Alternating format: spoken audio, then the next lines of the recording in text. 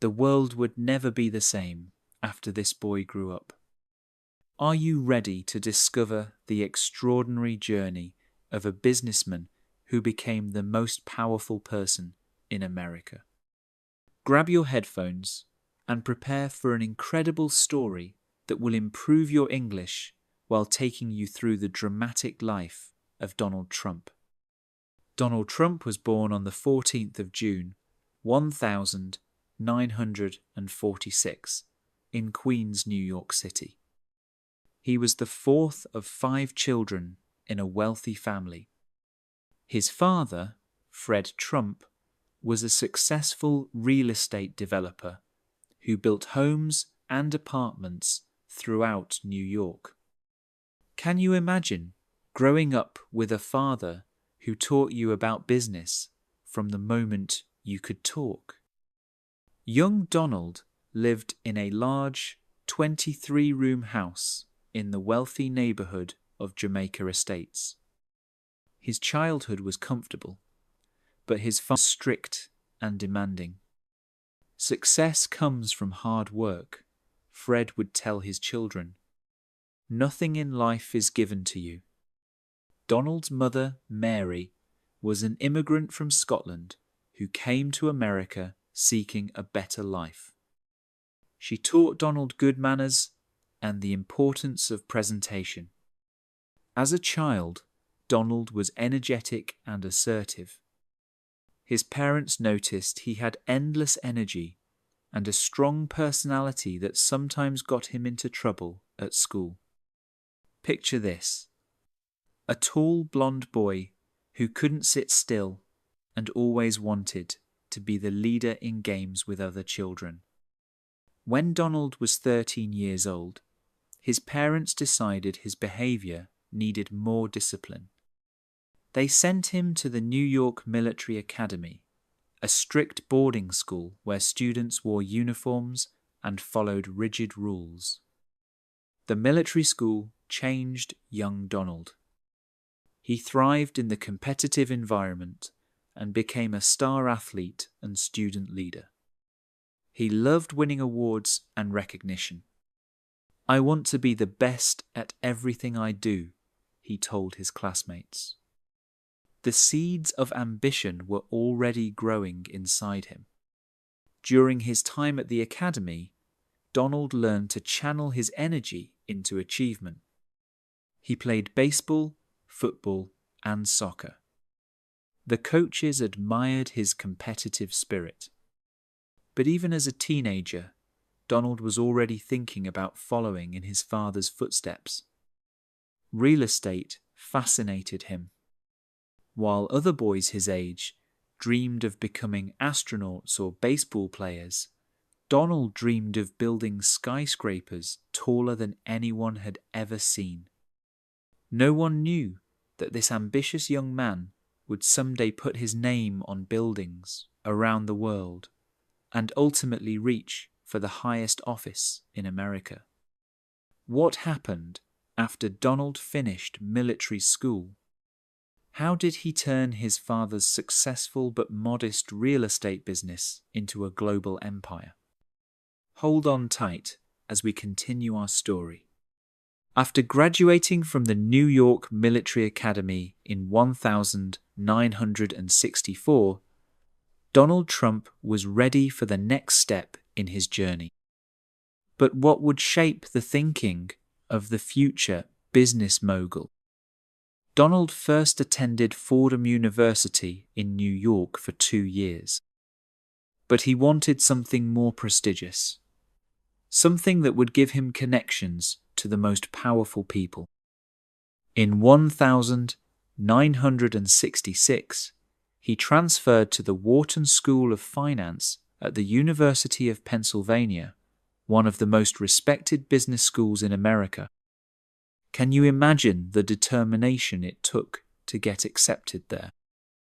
At Wharton, Donald studied real estate and economics. While other students spent their weekends partying, Donald often travelled back to New York to work with his father, learning the family business from the ground up. "I don't have time to relax," he told a classmate who invited him to a party. "I'm building my future." Donald graduated from Wharton in 1968 with a bachelor's degree in economics. He was now educated and ready to join his father's company, Elizabeth Trump Son. Working alongside his father, Donald learned valuable lessons about real estate development. Fred Trump's business focused on building middle-class rental housing in Brooklyn and Queens. But young Donald had bigger dreams. He looked across the East River at the shining skyscrapers of Manhattan. That was where he wanted to make his mark. "Manhattan is where the real money is," he told his father. "That's where we need to go next." Fred was cautious about Manhattan's expensive and competitive market. But Donald was persistent and convinced his father to let him explore opportunities there. In 1971, Donald moved to an apartment in Manhattan and began networking with powerful people in the city. He joined exclusive clubs and made connections with politicians, bankers, and other business leaders. Donald knew that success in real estate wasn't just about buildings, it was about relationships. He cultivated a personal image as someone who belonged in the world of wealth and luxury. By the early 1970s, America was facing economic challenges. Many people were leaving New York City, and the city government was almost bankrupt. Properties were cheap, but most developers were afraid to invest. Donald saw opportunity where others saw risk. While still working for his father's company, he began looking for his first major Manhattan deal. In 1973, Donald and his father faced a serious challenge when the U.S. Justice Department sued their company for discriminating against African American rental applicants. The Trumps denied the accusations and fought the case. Eventually, they settled the lawsuit without admitting guilt, but agreed to change their rental policies. This early controversy taught Donald an important lesson about dealing with public criticism. Never back down. As the 1970s continued, New York City's finances grew worse. The city was dangerous, dirty, and losing population. But Donald Trump saw something others missed the chance to buy valuable properties at bargain prices. What would be Donald's first big Manhattan deal?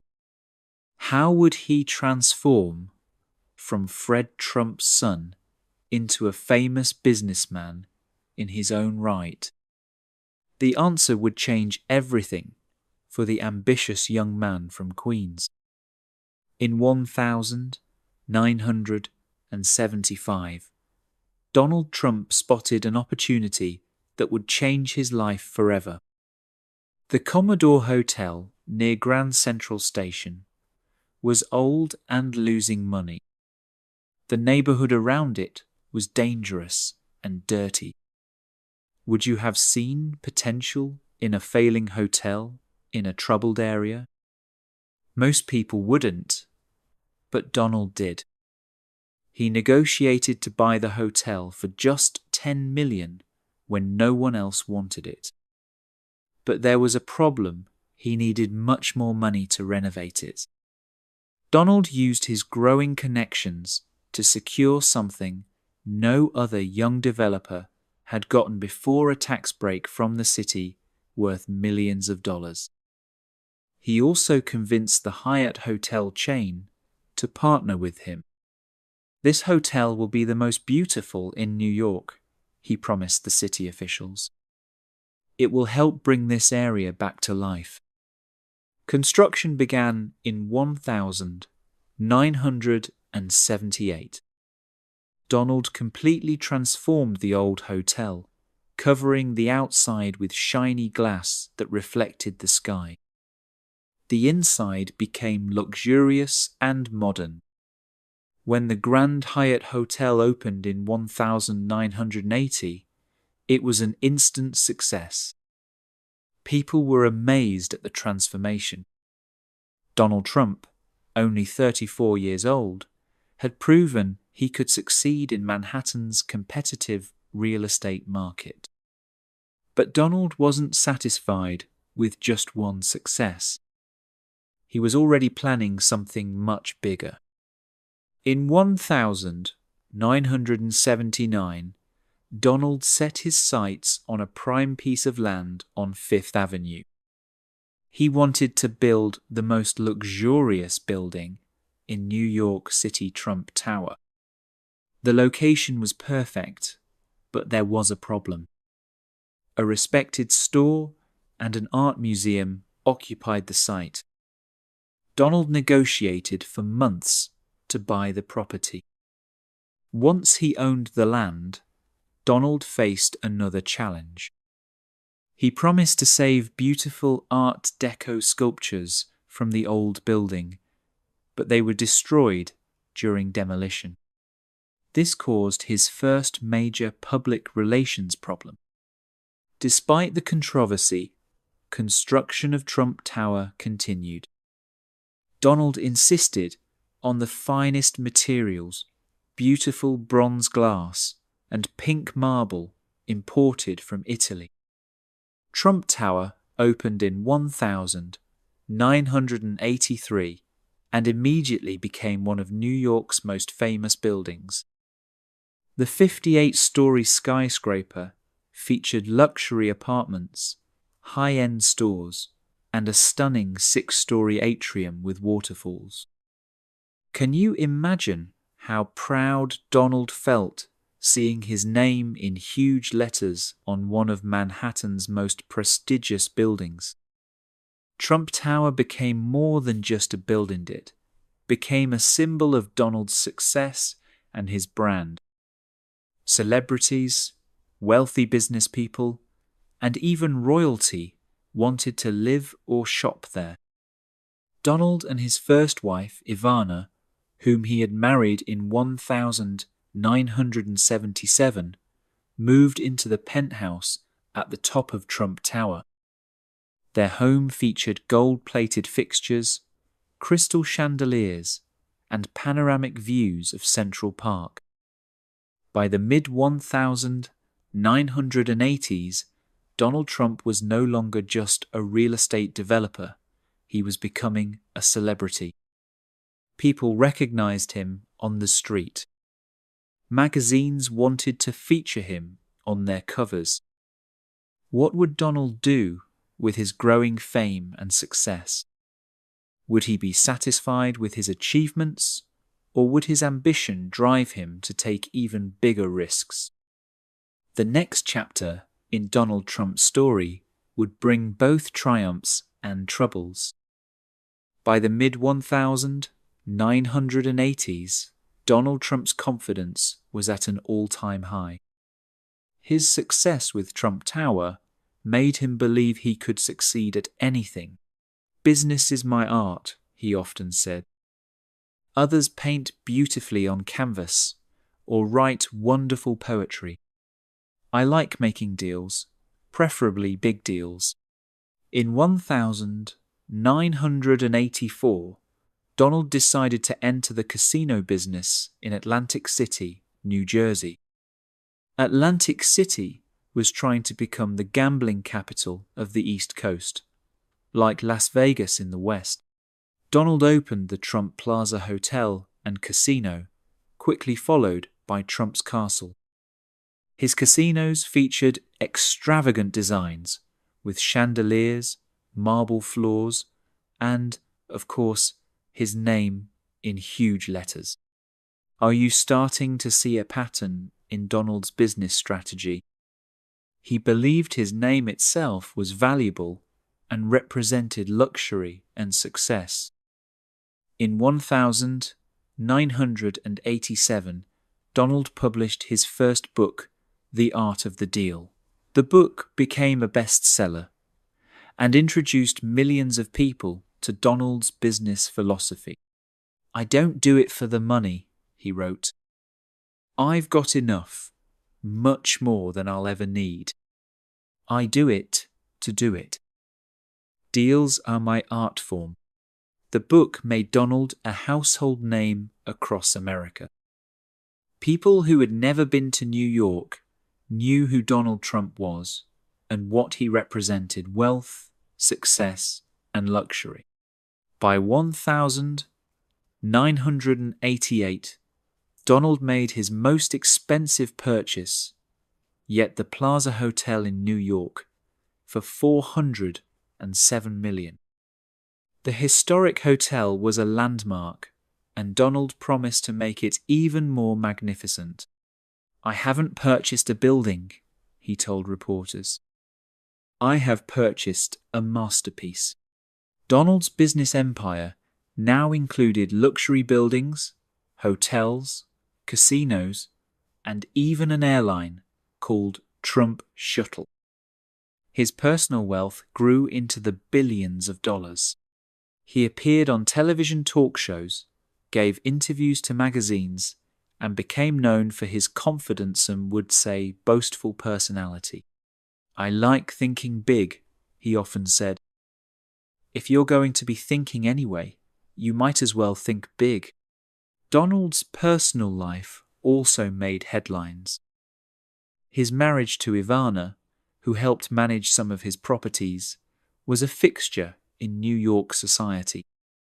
They had 3 children: Donald Jr., Ivanka, and Eric. By the late 1980s, Donald Trump was at the height of his success. His name appeared on buildings, products, and in newspaper headlines almost daily. But dark clouds were forming on the horizon. Donald had borrowed enormous amounts of money to fund his expanding empire. If anything went wrong with the economy, he would face serious trouble. What would happen when the economic boom of the 1980s ended? Could Donald's empire survive a downturn? The answers would test everything the ambitious businessman had built. The early 1990s brought the first major crisis in Donald Trump's business career. The American economy entered a recession, and Donald's highly leveraged empire began to crumble. His casinos in Atlantic City were losing money. The Trump Shuttle airline wasn't profitable. The Plaza Hotel was worth much less than he had paid for it. Most seriously, Donald had personally guaranteed over $900 million in loans. Can you imagine owing almost $1 billion that you personally had to repay? By 1991, Donald's businesses were in serious trouble. He couldn't make payments on his loans. Several of his companies filed for bankruptcy protection to reorganize their debts. Donald's personal life was also falling apart. His marriage to Ivana ended in a very public divorce in 1992, after his affair with Marla Maples became tabloid news. Sometimes you have to hit rock bottom before you can climb back up, Donald later reflected on this difficult period. The man who had symbolized success now appeared to be a failure. Many people believed Donald Trump's business career was over, but Donald refused to give up. He negotiated with banks to restructure his debts. He sold some properties and gave up control of others while keeping his name on them. Donald used his skills as a negotiator to convince creditors that his name and involvement were valuable enough to keep him in charge of many properties, even those he no longer fully owned. "The worst thing you can do in a deal is seem desperate to make it," he wrote. "That makes the other guy smell blood, and then you're dead."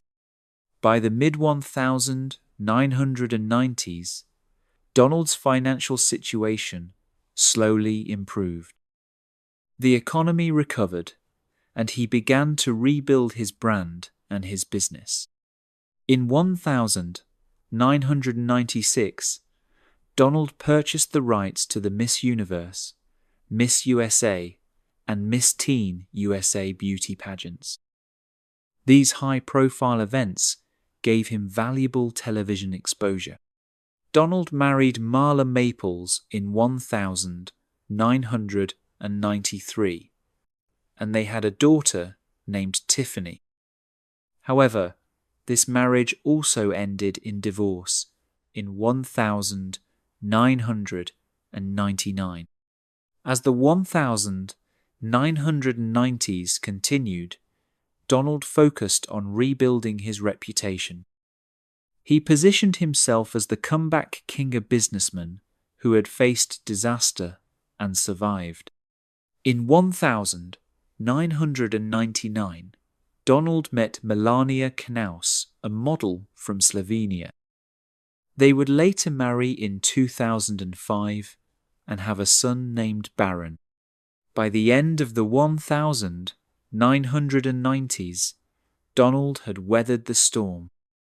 His businesses were more stable, though not as grand as before.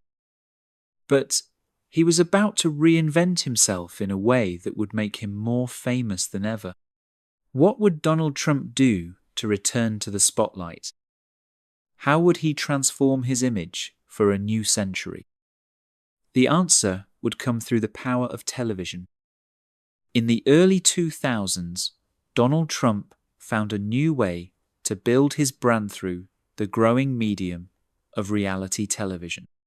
NBC approached Donald with an idea for a show that would feature him as a tough but fair boss, evaluating business-minded contestants. The show would be called The Apprentice. "It'll never work," some television executives said. Business isn't entertaining enough for prime time. But Donald believed in the concept. He understood something important: Americans were fascinated by wealth and success. They would watch a show that gave them a glimpse into that world. The Apprentice premiered in January 2004 and was an immediate hit. Over 20 million people watched the first season. Donald became famous for his catchphrase on the show, "You're fired." Those two words, delivered dramatically at the end of each episode, became part of American culture. Can you imagine how this show changed public perception of Donald Trump? Before The Apprentice, many people saw him as a failed businessman who had once been successful. Now he was America's most famous boss. For the next decade, Donald appeared on television weekly, sitting in a boardroom with his children Donald Jr. and Ivanka as they evaluated contestants' business skills. The show portrayed Donald as a brilliant businessman who had created a vast empire through his own talent and hard work. Viewers rarely heard about his past financial troubles. The Apprentice made Donald Trump a household name in parts of America where he had never been known before.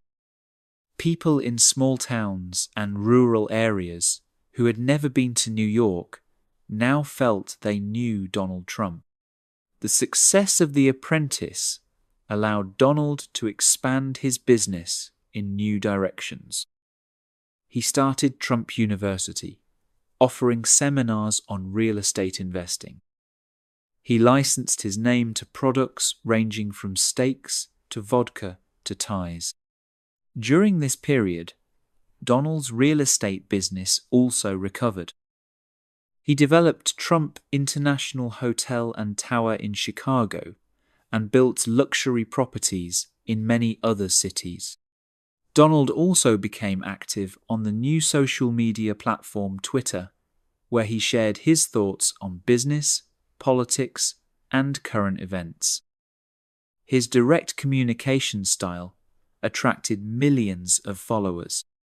In 2011, Donald began speaking more openly about politics. He questioned whether President Barack Obama was born in the United States, becoming a leader of the birther movement. This controversial position gained Donald attention from conservative media and voters. Some people criticized him, but others agreed with his statements. By 2015, Donald Trump had transformed himself again. From real estate developer to casino owner to television star, he had reinvented himself multiple times. But his most dramatic transformation was yet to come. What would Donald Trump do next? How would a businessman and television celebrity approach the world of politics? The next chapter would shock the world. In June 2015, Donald Trump rode down the golden escalator in Trump Tower to make a surprising announcement.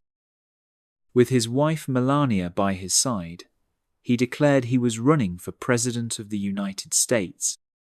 Most political experts laughed. How could a businessman with no political experience think he could become president? When Mexico sends its people, they're not sending their best, Donald said in his announcement speech. His strong statements about immigration immediately caused controversy. Many people expected Donald's campaign to last only a few weeks. But something unexpected happened. His straightforward, often controversial style resonated with many Americans. Donald's campaign rallies drew enormous crowds. He spoke without a teleprompter, using simple language that connected with voters who felt ignored by traditional politicians. "I will build a great wall on our southern border, and Mexico will pay for it," became one of his famous campaign promises. His supporters would chant, "Build the wall," at his rallies. Can you imagine the shock of professional politicians when they saw Donald Trump's popularity growing? They had spent their lives in politics while he was a newcomer. During the Republican primary debates, Donald stood out among the 16 other candidates.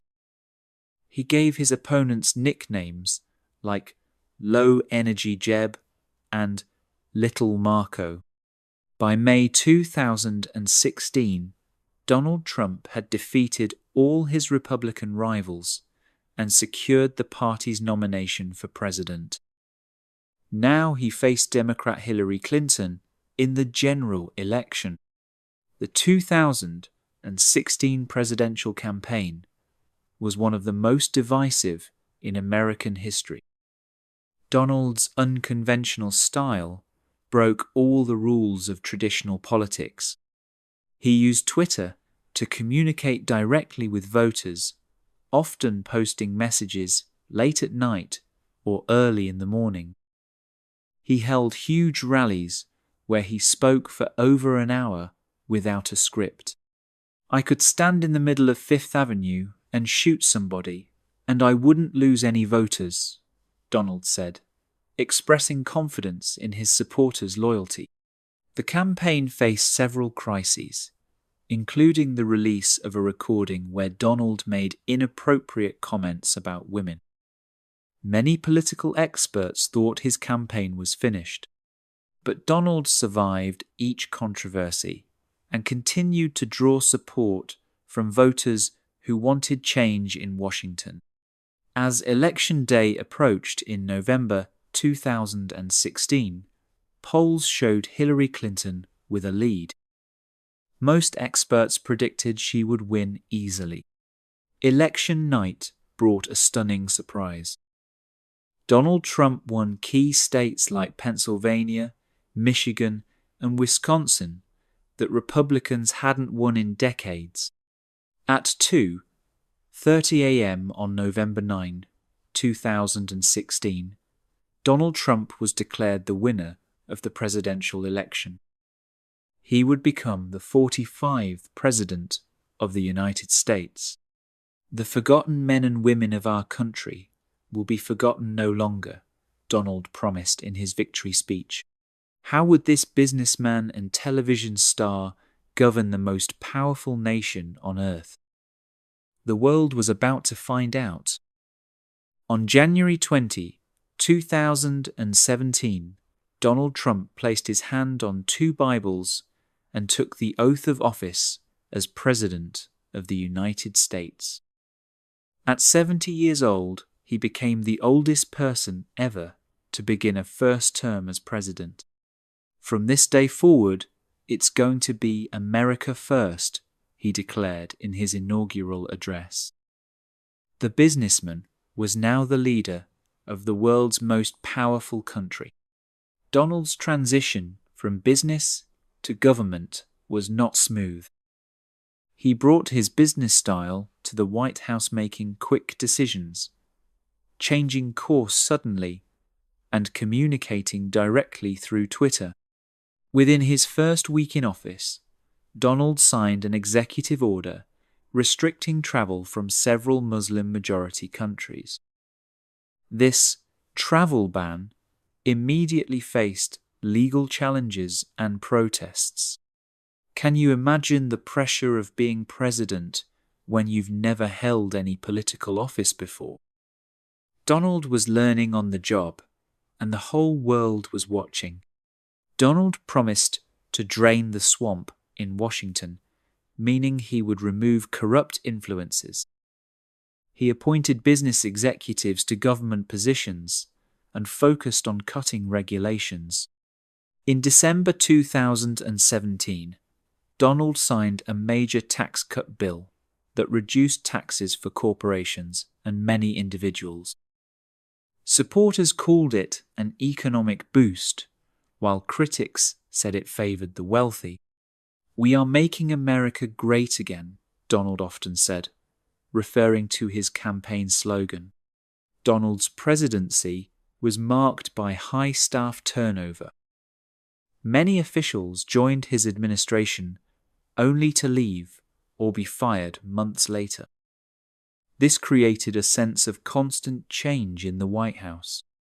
On foreign policy, Donald took a tougher stance toward China, renegotiated trade agreements, and met with North Korean leader Kim Jong-un, first sitting US president to do so. Donald's decision to recognize Jerusalem as Israel's capital and move the US embassy there fulfilled a campaign promise, but generated controversy around the world. In domestic policy, Donald focused on immigration enforcement. His administration separated migrant families at the border, generating intense criticism before changing the policy. Donald appointed 3 conservative justices to the Supreme Court: Neil Gorsuch, Brett Kavanaugh, and Amy Coney Barrett. These appointments shifted the court in a more conservative direction for years to come. In December 2019, the House of Representatives impeached Donald on charges of abuse of power and obstruction of Congress related to his dealings with Ukraine. The Senate, controlled by Republicans, acquitted him in February 2020. "It was a perfect phone call," Donald insisted about his conversation with Ukraine's president that had led to the impeachment. Then, in early 2020, a new challenge emerged: the pandemic. Donald initially downplayed the threat before declaring a national emergency in March. His administration restricted travel from China and later Europe. It launched Operation Warp Speed to develop vaccines quickly, but faced criticism for not creating a coordinated national response to the virus. As the pandemic worsened, the US economy suffered its worst contraction since the Great Depression. Unemployment soared and businesses closed. By the fall of 2020, over 200 Americans had died. The pandemic would define the final year of Donald's presidency and shape his campaign for re-election. Would Americans give Donald Trump a second term? Or would they choose a new leader during one of the most challenging periods in modern American history? The year 2020 brought unprecedented challenges for President Donald Trump. The pandemic had changed American life, the economy was struggling, and racial tensions were high following the death of George Floyd. In the midst of these crises, Donald faced a re-election campaign against former Vice President Joe Biden. "We built the greatest economy in the history of the world, and we'll do it again," Donald promised voters, focusing on the strong pre-pandemic economy. The campaign looked very different from 2016. Due to the pandemic restrictions, Donald couldn't hold as many of the large rallies he loved. Joe Biden conducted a more limited campaign, often speaking from his home. In October 2020, Donald himself contracted the pandemic and was hospitalized at Walter Reed Medical Center. He recovered quickly and returned to campaigning, telling Americans not to fear the virus. "Don't let it dominate your life," he said after his recovery, though many criticized this message as insensitive to those who had lost loved ones.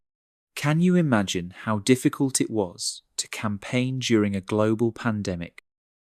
Both candidates had to find new ways to reach voters when traditional campaigning was dangerous.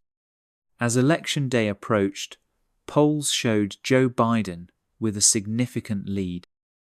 Donald insisted the race was closer than the polls suggested, just as he had in 2016.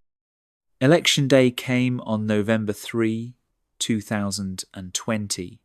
But because of the large number of mail-in ballots due to the pandemic, the results weren't immediately clear.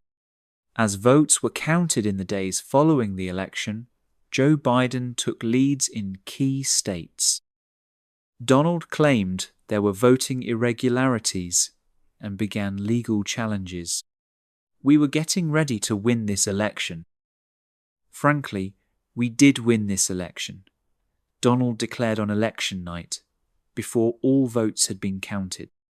On November 7, major news organizations projected Joe Biden as the winner of the presidential election. Donald refused to concede, continuing to claim the election had been stolen. In the following weeks, Donald's legal team filed dozens of lawsuits challenging the results in various states. Nearly all were dismissed by the courts for lack of evidence. On January 6, 2021, as Congress met to certify the Electoral College results, Donald addressed a large crowd of his supporters in Washington, D.C. "We will never give up. We will never concede," he told the crowd. Later that day, some of his supporters stormed the U.S. Capitol building, resulting in several deaths and many injuries. The Capitol riot shocked the nation and the world.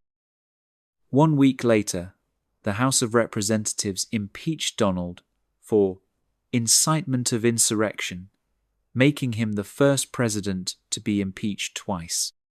On January 20, 2021, Donald Trump left the White House for the last time as president. Breaking tradition, he did not attend Joe Biden's inauguration. After leaving office, Donald remained politically active. He settled at his Mar-a-Lago resort in Florida and continued to claim the 2020 election had been stolen. Despite his election loss, Donald maintained strong support among Republicans. Many political observers believed he would run for president again in 2024. In November 2022, surrounded by family and supporters at Mar-a-Lago, Donald made his announcement. In order to make America great and glorious again, I am tonight announcing my candidacy for President of the United States. Would Donald Trump make a historic comeback? Could he win back the White House in 2024?